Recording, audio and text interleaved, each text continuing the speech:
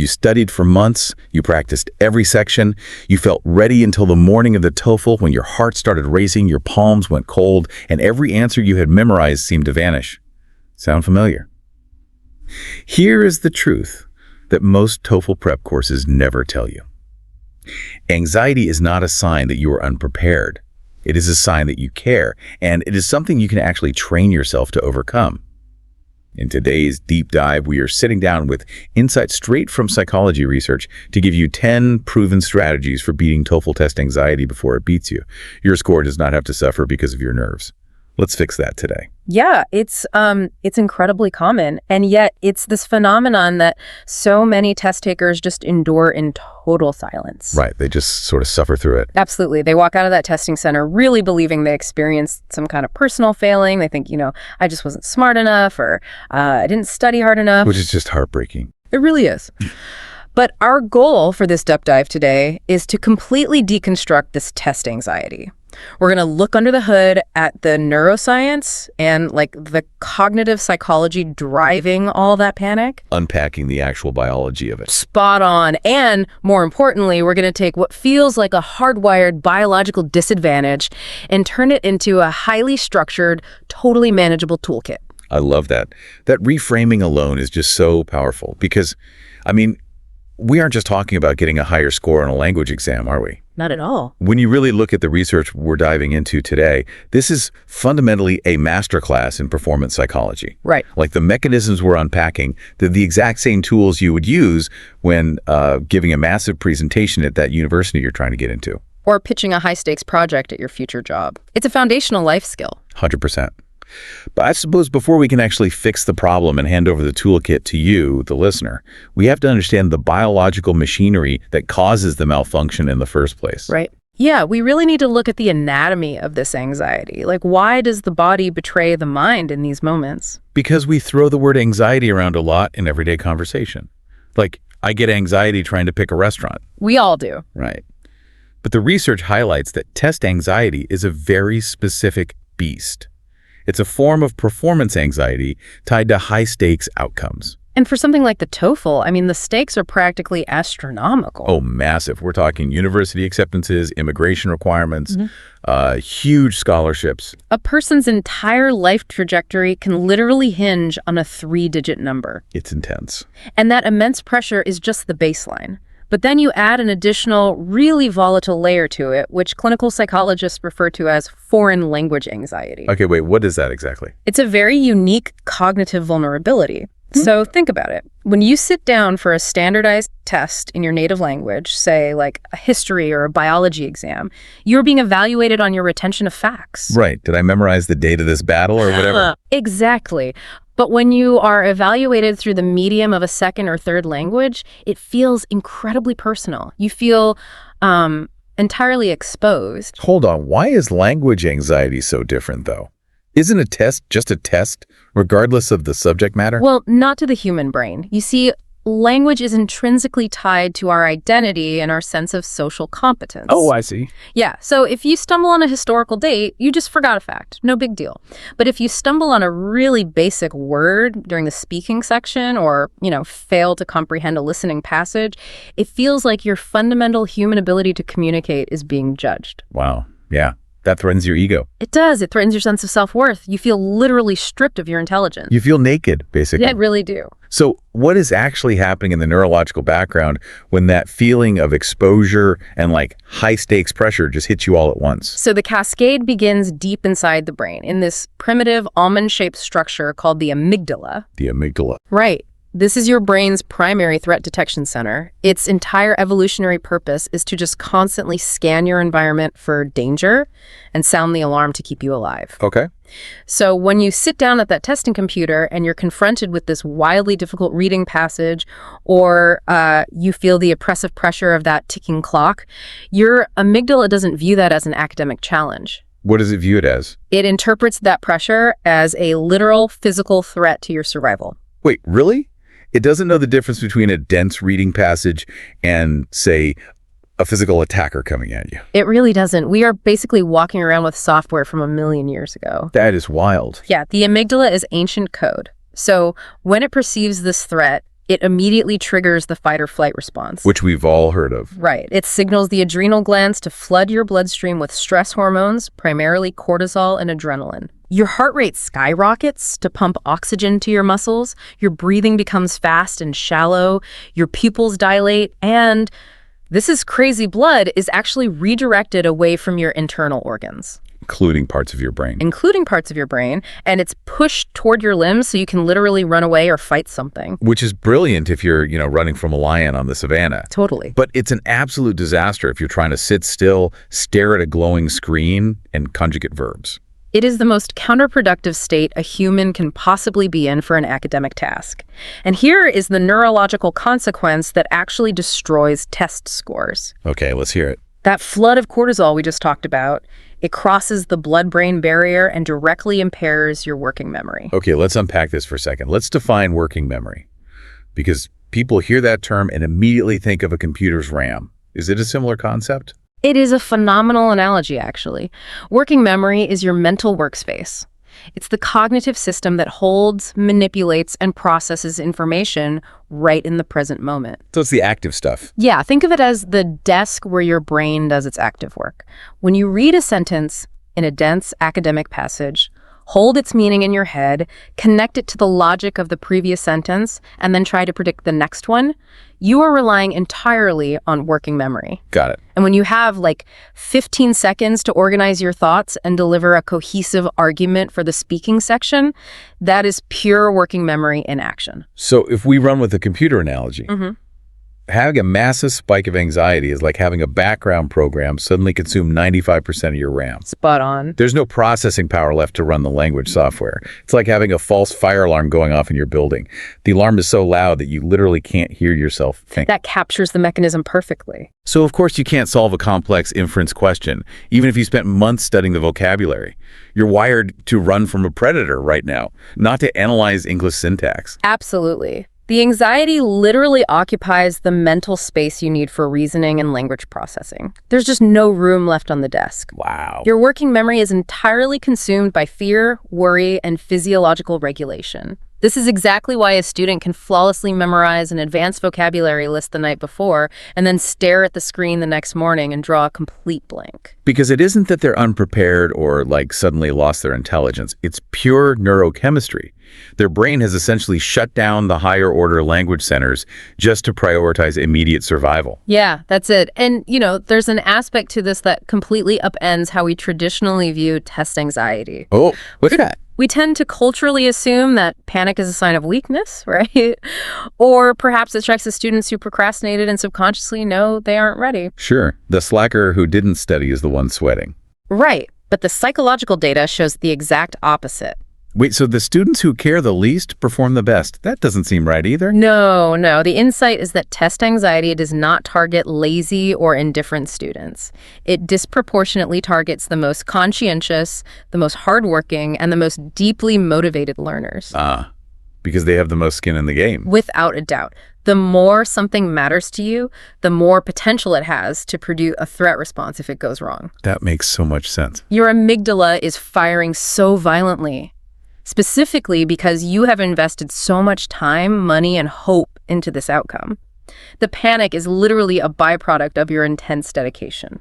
I think hearing that alone is going to be a massive relief for anyone listening right now who beats themselves up over test day nerves. I hope so. Your panic isn't a sign of failure, it's a sign of your deep commitment. But obviously, we can't just accept the panic and let it derail the test. Definitely not. Because the research shows it creates this awful downward spiral, right? An attentional bias. Yeah, the cycle is incredibly brutal if it's left unchecked. So here's how it functions. You feel an initial spike of anxiety, which, as we established, floods the brain with cortisol and shinks your working memory. Right, your RAM gets eaten up. Exactly. And because your working memory is reduced, your performance drops slightly. Maybe you miss a key detail in a listening track, or you stutter on a speaking prompt. Just a small mistake. Right.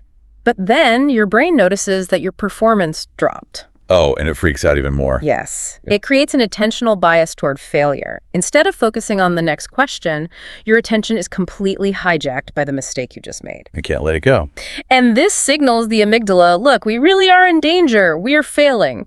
So the amygdala pumps out another wave of cortisol, which shrinks your working memory even further, and your performance just crashes entirely.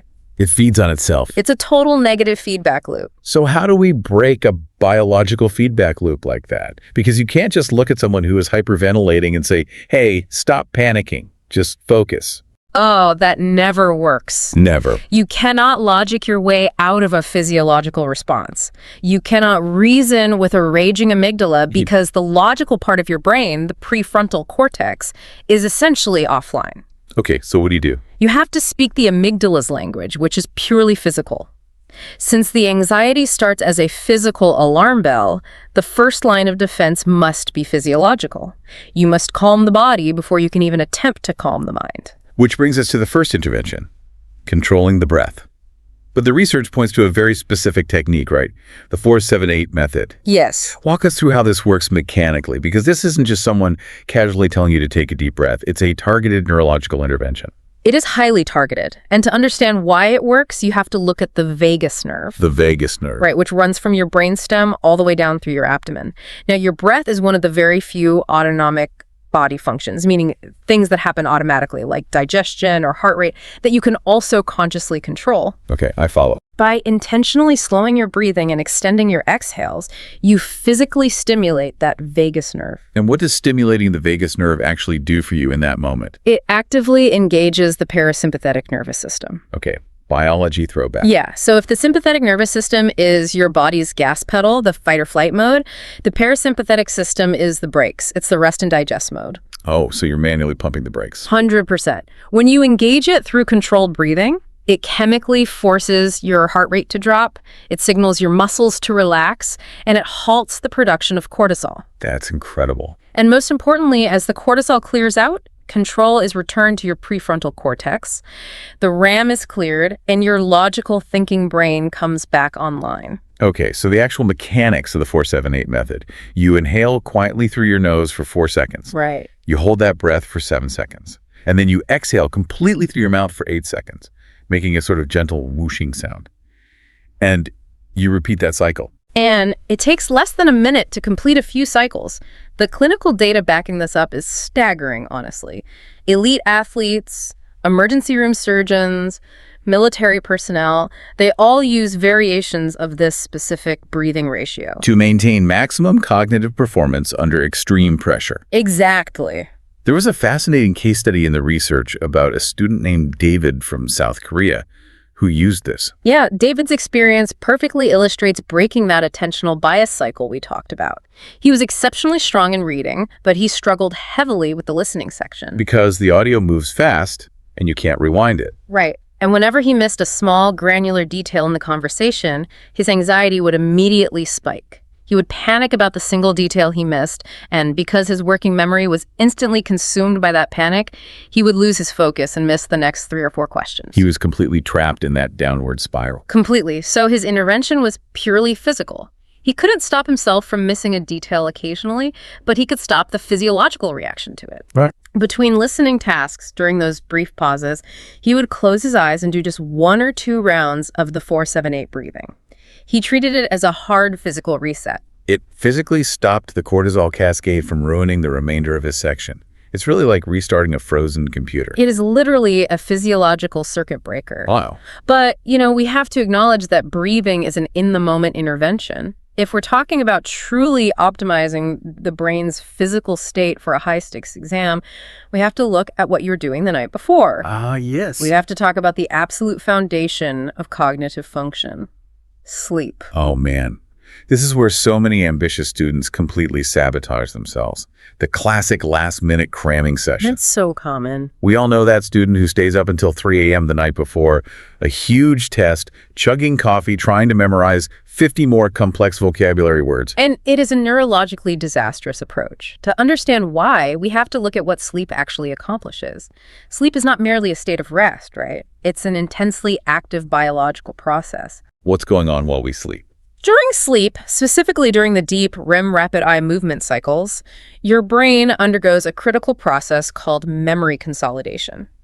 What is it consolidating exactly? All the novel information you absorbed during the day. So when you study a new grammar rule or a vocabulary word, it is temporarily stored in the hippocampus, which has a very limited capacity. Like a temporary holding folder. Exactly.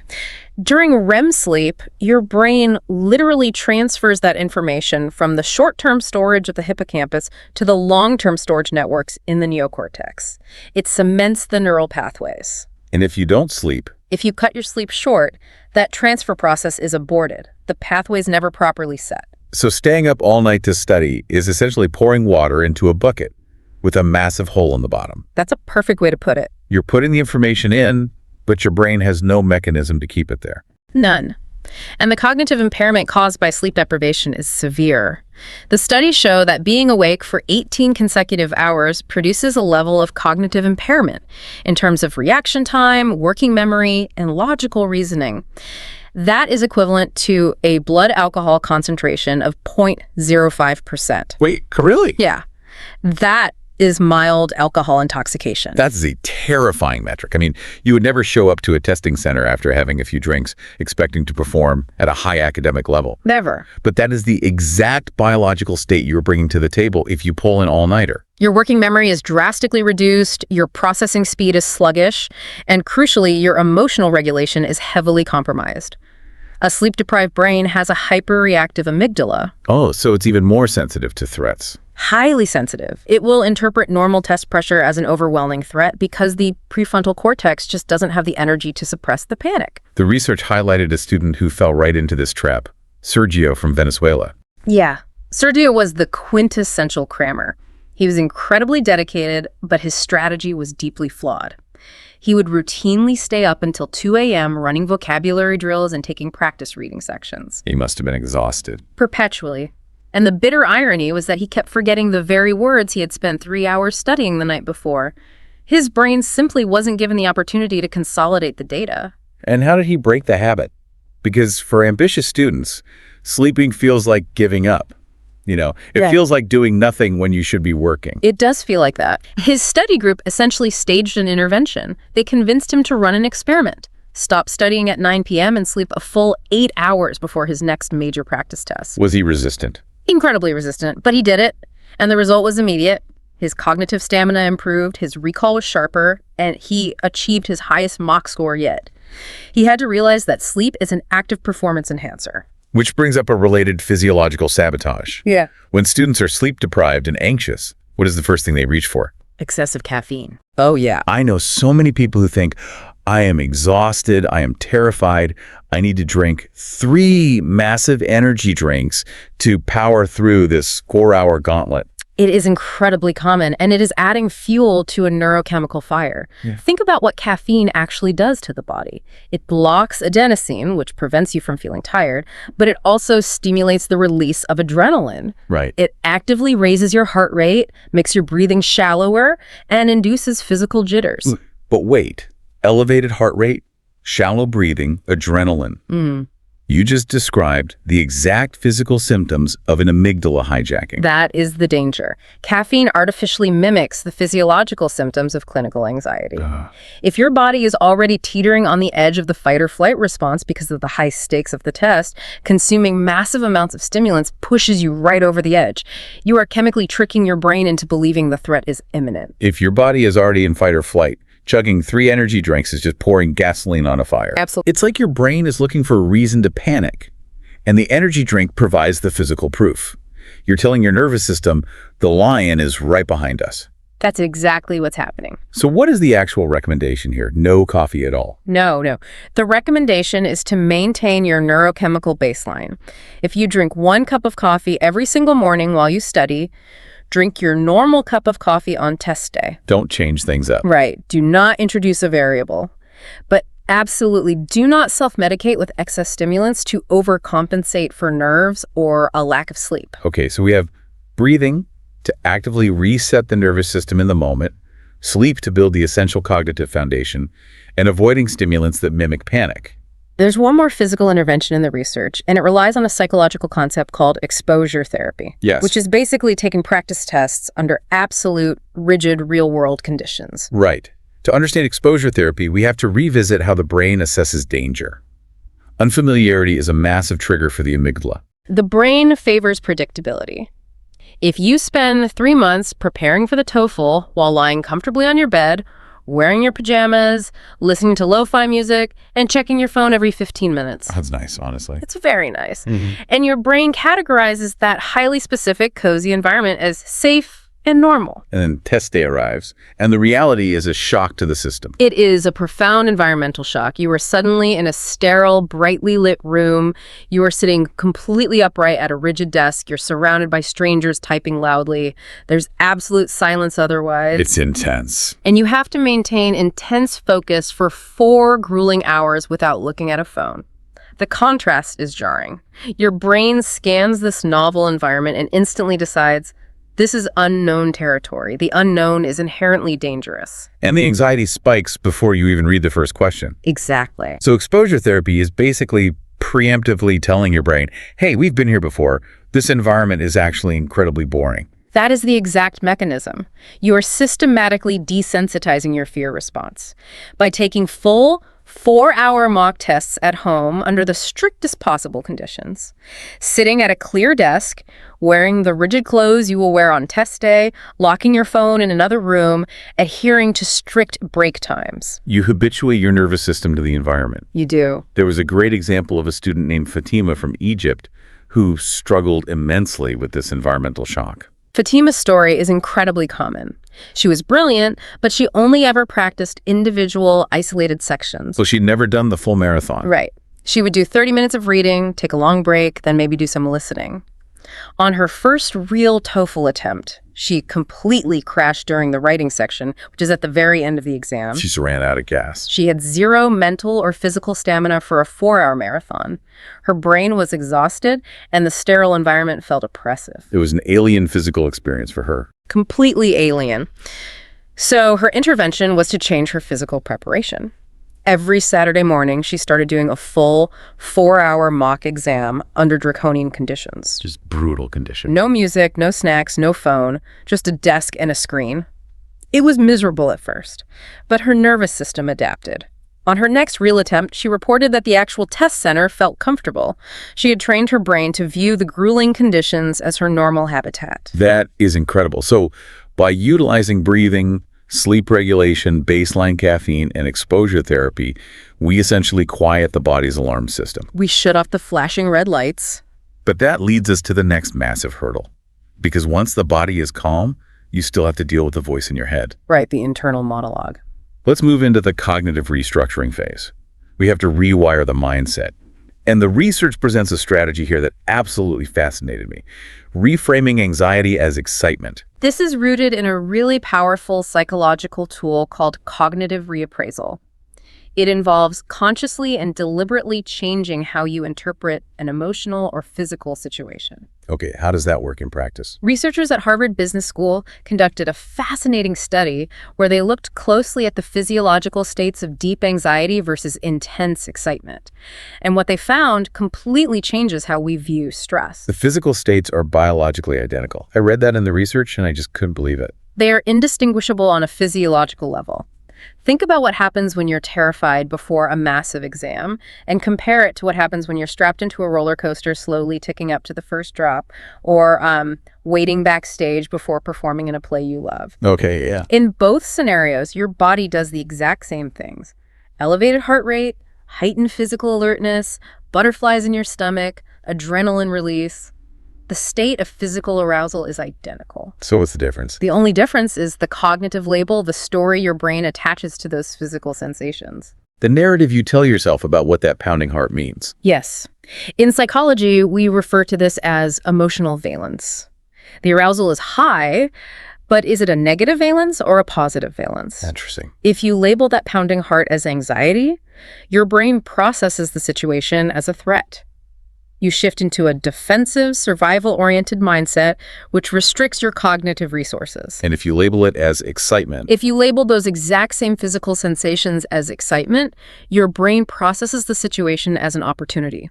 It shifts into an approach-oriented mindset, which actually expands your working memory and boosts your processing speed. Wow. So the application of this research is almost deceptively simple. When a student sits down at the computer and feels those intense butterflies in their stomach, instead of thinking, oh no, I'm so anxious, this is going to be a disaster, they're supposed to actively say, I am excited. It sounds almost childishly simple, but the clinical data robustly supports it. The act of vocalizing it, saying out loud, I'm excited, this is my moment to execute what I have practiced, forces the prefrontal cortex to adopt that positive interpretation. You are giving the raw physical energy a productive direction. Exactly. You're steering the ship. There was a student in the research, Maria from Brazil, who utilized this reframing to pull herself out of a rut. Maria's anxiety was so severe that she used to feel physically nauseous before she even started her practice tests at home. Her dread was overwhelming. So how did she use this? Her intervention was to force the cognitive reframe. Every single morning before she began a practice section, regardless of how nauseous she felt, she forced herself to say out loud, I'm excited to see what I can do today. Did it work immediately? Like, did she just say it and feel great? Oh, not on day one, but neuroplasticity takes repetition. After a couple of weeks of forcing this reappraisal, she reported a profound shift. What happened? She told her tutor that she actually started to feel moments of genuine curiosity before the reading sections, rather than sheer terror. By changing the label, she changed her emotional relationship with the test itself. And did it affect her score? Her reading score ultimately jumped by 4 points simply because she wasn't fighting her own brain's defense mechanisms anymore. That is so cool. And it's a perfect segue into tackling the broader internal monologue. We all have that voice in our head constantly narrating our failures. We do. The research relies heavily on cognitive behavioral therapy, or CBT, to combat negative self-talk. Now, we hear about CBT constantly in general mental health discussions, but how does the mechanism actually apply to someone taking a language test? Cognitive behavioral therapy is built on a very specific premise. Our thoughts, our feelings, and our subsequent behaviors are deeply interconnected. Okay. It posits that an event itself doesn't cause anxiety. Our interpretation of the event causes the anxiety. In the context of a high-stakes exam, the most dangerous cognitive trap a student falls into is catastrophizing. Catastrophe. Right. This is a cognitive distortion where your brain takes one minor negative event and instantly, illogically spins it into the worst possible permanent outcome. Give me an example of what that sounds like in the middle of a test. It usually happens at lightning speed. So a student is in the speaking section and they momentarily forget the English word for agriculture. Instead of just pausing and using a synonym, their internal monologue instantly screams, I forgot the word! My entire response is ruined! I am going to get a terrible speaking score! My university application will be rejected! My family will be disappointed! My career is completely over! Oh my gosh. That escalated from a single vocabulary lapse to total life destruction in about 3 seconds. And remember the biological mechanism we discussed earlier? The amygdala cannot distinguish between a real physical threat and an intensely imagined one. Oh, right. So thinking your life is over triggers the alarm. Exactly. When it hears that catastrophic internal monologue, it reacts as if your life actually is over. It triggers the massive cortisol dump all over again. So how does CBT fix this? The CBT approach is to train the student to become an active, objective observer of their own thoughts. You have to notice the catastrophic thought as it happens, and instead of accepting it as objective truth, you put the thought on trial. You interrogate your own panic. You demand evidence. You literally pause and ask yourself, is this thought 100% historically true? What is the tangible evidence against it? And then you actively rewrite the thought into something neutral and factual. The research highlighted Jinho from Japan, who struggled deeply with this kind of internal bullying.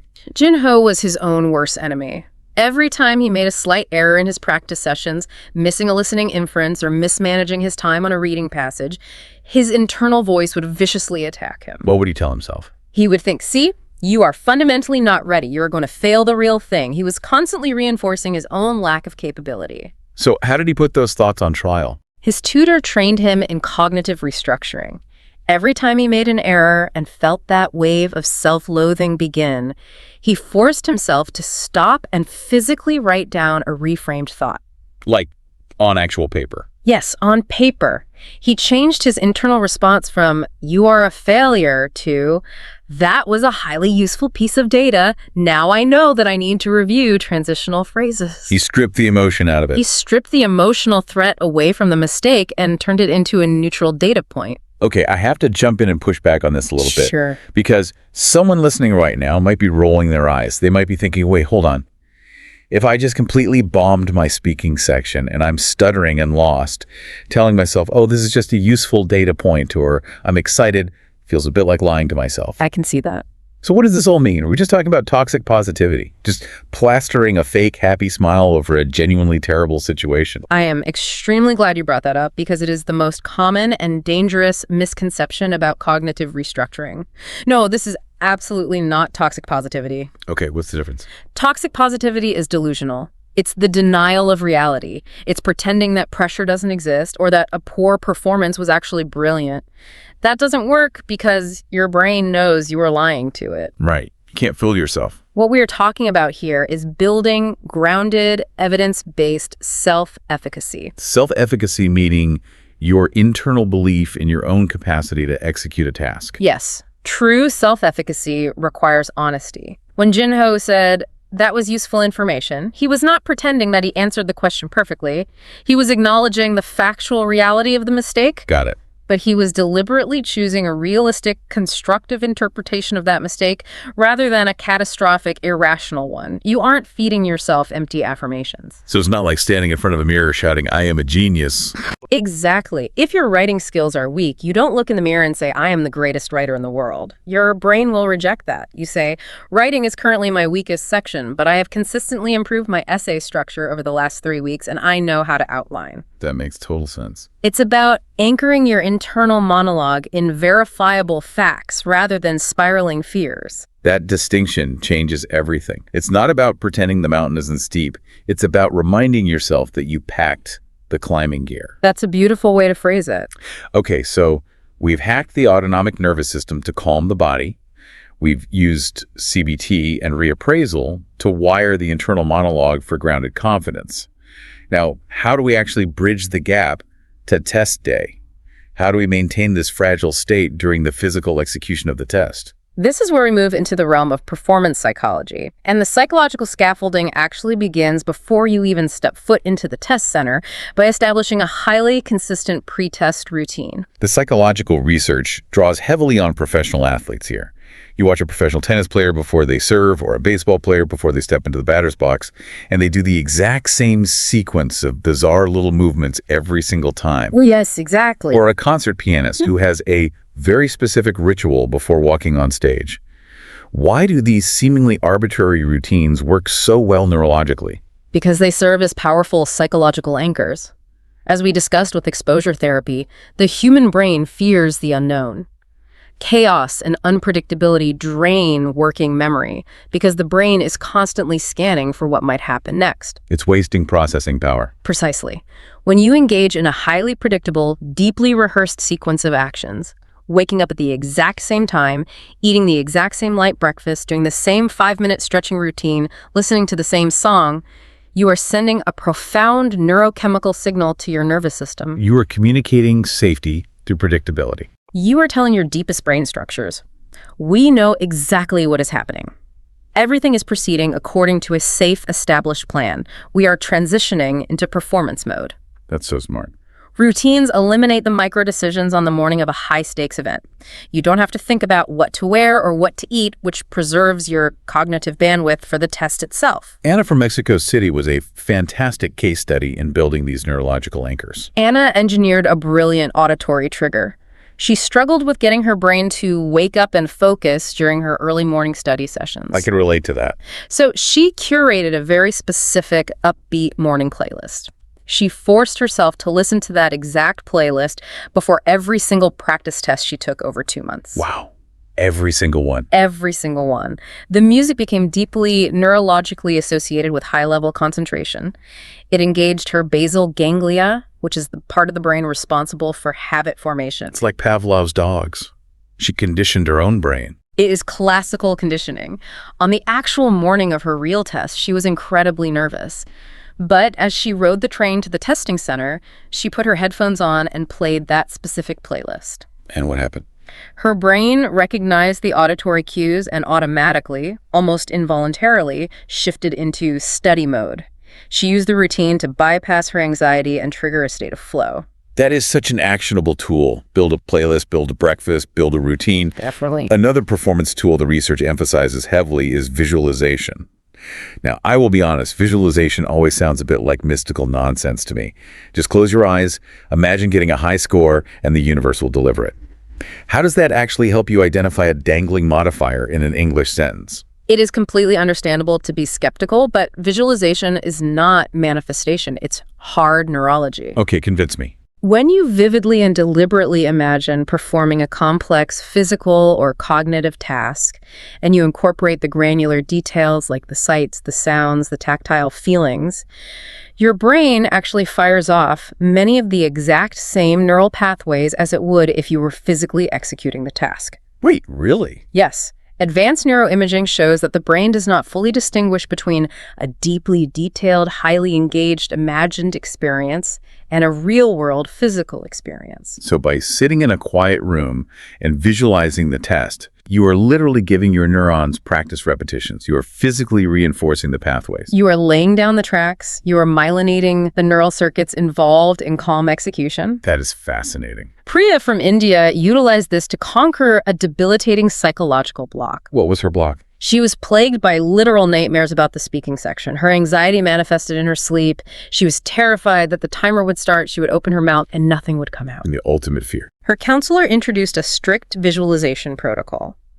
Every night before falling asleep, Priya had to spend 5 deliberate minutes visualizing the test day in minute sensory detail. What exactly was she imagining? Just seeing a high score report? No, outcome visualization is actually counterproductive. She visualized the process. She imagined waking up feeling rested. She pictured walking into the sterile test center and feeling calm. She imagined the specific weight of the headphones on her ears. The sensory details. Right. She heard the beep of the recording starting, and she visualized herself taking a slow, deep breath and speaking in a fluid, measured, confident tone. She rehearsed the sensory experience of success. And the neurological result of all those imagined repetitions. On the actual test day, when she sat down and the speaking prompt began, she experienced a profound sense of déjà vu. Because her brain had been there. Her amygdala didn't trigger a threat response because, as far as her neural pathways were concerned, she had already successfully navigated this exact scenario dozens of times. It entirely neutralized the threat of the unknown. That is unbelievable. You are essentially hacking your own memory. Now, once you are physically in the test, executing the process, there's a massive psychological hurdle that derails high achievers. The research identifies this as the trap of perfectionism. This is perhaps the most insidious trap because perfectionism masquerades as a positive trait. Right. Ambitious people believe perfectionism is the engine of their success. They think, I want to be the best, so I must demand perfection from myself. But in the context of a timed, high-stakes exam, perfectionism is mathematically and psychologically destructive. We must draw a hard line between the pursuit of excellence and the pathology of perfectionism. How do you define that line? Because they look very similar from the outside. Excellence is setting exceptionally high standards, putting in maximum effort, but retaining the cognitive flexibility to accept that you will make minor errors, and those errors will not define the outcome. Excellence is resilient. Okay, and perfectionism? Perfectionism, however, is characterized by rigid all-or-nothing thinking. If a performance is not utterly flawless, it is categorized as a complete catastrophic failure. There is zero middle ground. So for a TOEFL student, the perfectionist trap sounds like, if I make one single grammatical mistake in my independent essay, the algorithm will tank my score, my application will be thrown in the trash, and I've wasted a year of my life. And that extreme rigidity leaves absolutely no cognitive room for performing calmly under pressure. It keeps the amygdala on perpetual high alert, scanning desperately for any tiny deviation from an impossible standard. It's exhausting. The anxiety of maintaining perfection consumes all the working memory needed to actually complete the task. Carlos from Colombia is the perfect illustration of this trap. Carlos's situation was tragic because he was incredibly proficient in English. He needed a total score of 90 to be accepted into his target graduate program. 90 was the threshold for success. Okay, 90. But because he was deeply entrenched in perfectionism, he set his internal target at 110.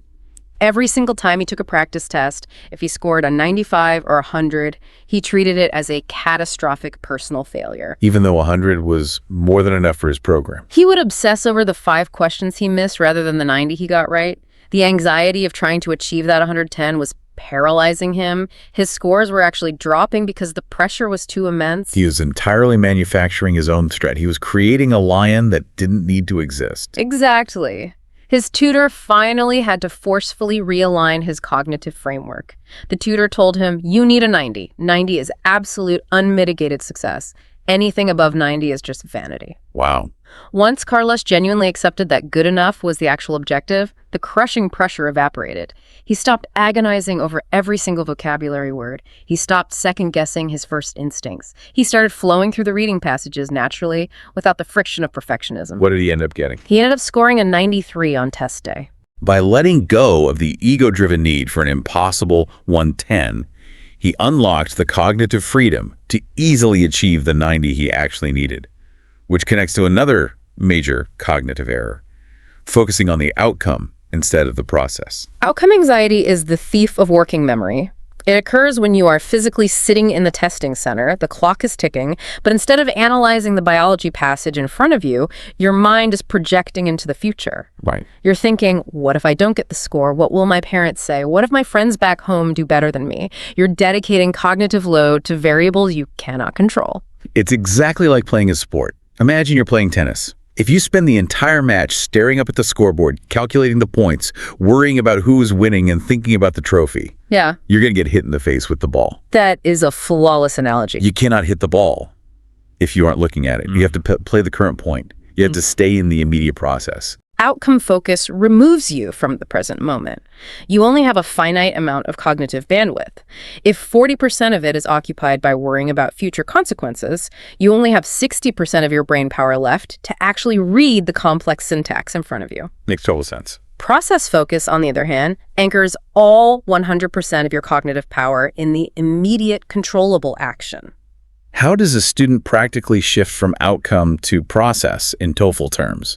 By setting micro goals. Before you begin the reading section, your internal goal should never be, I must get a perfect score on this section. Your goal should be, I will identify the main idea of the very first paragraph before I worry about the details. You shrink your world down to the next logical step. Yuki from Japan proved how transformative this shift can be. Yuki's anxiety was entirely outcome-driven. When she did practice listening sets at home, she was obsessed with checking her score after every single audio track. Oh, a constant scoreboard check. If she missed a question, she would instantly panic about her final projected score. That panic would bleed into the next audio track, causing her to miss more questions. Her tutor implemented a radical intervention. He forced her to go an entire week without ever checking her scores. Wow, going cold turkey. She was only allowed to review the answers at the very end of the week. And what happened when she couldn't see the scoreboard? Her comprehension improved dramatically, simply because she stopped interrupting her own focus with outcome anxiety. She was forced to stay entirely in the process of listening to the English language rather than evaluating her self-worth every 5 minutes. She stopped keeping score and started playing the game. Okay, we are entering the final phase of this deep dive. We've optimized the physical body, we've rewired the catastrophic mindset, and we've focused our cognitive execution. But we have to be ruthlessly realistic. We do. What happens when you do absolutely everything right? You sleep, you breathe, you reframe, and you still hit a massive, unavoidable roadblock during the actual test. The audio features a speaker with a bizarre accent you can't decipher. You read a sentence 4 times and it looks like absolute gibberish. It will happen. Panic is inevitable. You need a safety net. This is the critical failsafe. The research calls this creating a pre-planned recovery strategy. Even the most resilient, well-prepared, high-performing students will encounter moments of profound confusion or sudden panic. Right. The difference between an elite test taker and an anxious one is not that the elite test taker never panics. The difference is that the elite test taker knows exactly, step by step, what they're going to do when the panic hits. They build psychological resilience through pre-planned automated responses. Yes. In psychology, we call these implementation intentions, the if-then plans. If you have a predetermined, non-negotiable rule for how to handle a cognitive crisis, the catastrophic panic spiral never has a chance to gain momentum. You don't have to think about it. You don't waste working memory deciding what to do. You just execute the preloaded protocol. The research outlines some incredibly concrete, actionable rules for this recovery plan. Let's walk through them. For the reading section, the rule is based on time management. For reading, the if-then rule is, if a question confuses me or I find myself rereading the same sentence 3 times, then I will not spend more than 90 seconds on it. I will make an educated guess, mark it for review, and aggressively move on. Just cut your losses. I will return to it only if I have time at the end. You cut your losses to save the rest of the section. For listening, it's about compartmentalization. If I miss a specific detail in the audio track, which will happen, then I immediately tell myself that the next question is entirely independent. I will not dwell on the lost point because dwelling will cost me the next 3 points. The speaking section is the one that truly terrifies people, I think. The fear of going completely blank while the timer ticks down. The protocol for a blank mind in speaking is crucial. If my mind goes completely blank, then I will actively pause for 2 full seconds. I will take 1 breath. I will not say, or apologize or panic out loud. Just silence. Just silence. And then I will simply say the very first loosely relevant English phrase that comes to mind, even if it is incredibly basic, and I will build my momentum from there. Silence feels like an eternity to the speaker, but a 2-second pause is totally acceptable to a grader. And finally, writing. You are halfway through an essay and suddenly realize your argument makes no sense. If I lose my train of thought while typing, then I will physically take my hands off the keyboard. I will take 1 deep breath, reread my thesis statement, glance at my scratch paper outline, and resume typing. I will not frantically hit backspace. Amara from Nigeria used a variation of these rules to literally save her TOEFL score. Amara's story is a testament to the power of a recovery plan. On her first TOEFL attempt, before she learned these strategies, she missed the main topic of a listening conversation right at the beginning. She panicked so severely about that one lost detail that her brain effectively froze, and she missed the next 3 questions on that track. Her score tanked. For her second attempt, she adopted a strict psychological protocol. She created a mantra. Reset. Next question. Did she need to use it? She did. During her second attempt, she missed a highly specific detail about a biology lecture. She felt the familiar wave of panic begin to rise, but she immediately deployed the protocol. She took a breath, repeated, reset, next question in her mind, and instantly refocused on the continuing audio. And the outcome. She missed that single detail question, but she perfectly answered the remaining 5 questions on that lecture. She contained the damage. She didn't let a tiny leak in the hull sink the entire ship. I love how pragmatic that is. So how do we bring all of these distinct strategies, the physical, the cognitive, the tactical, together in those final high-stress days immediately preceding the exam? The research lays out a brilliant 7-day anti-anxiety plan. The final week is the most critical psychological period, and unfortunately, it's where many students make their most devastating errors, specifically the urge to engage in last-minute cramming. We talked about how cramming destroys your sleep cycles, but it also shreds your psychological confidence, doesn't it?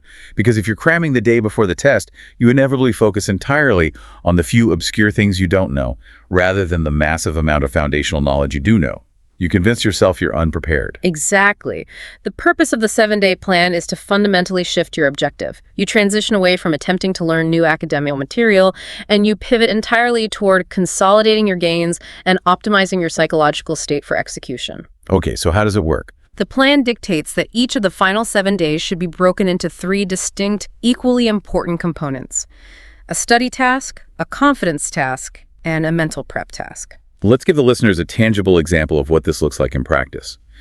On Monday, day 1 of the final week, what does the breakdown look like?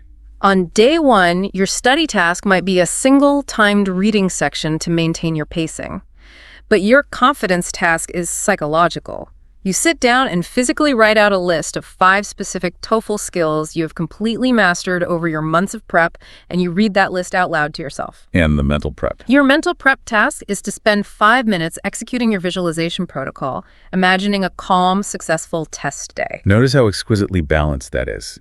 You are keeping the academic engine warm by engaging with the material, but you are equally prioritizing the regulation of your nervous system and the building of your self-efficacy. By day 4, which is Thursday, the study task shifts. You do your final 4-hour mock test under those draconian, strict conditions to reinforce the exposure therapy. But crucially, before you're even allowed to check your score on that mock test, your confidence task requires you to write down 3 things you executed really well during that specific session. You are forcefully training your brain to recognize and catalog success before it has a chance to hunt for failure. And as you move into the final weekend, day 6, Saturday, the day before the exam. Day 6 is light review only.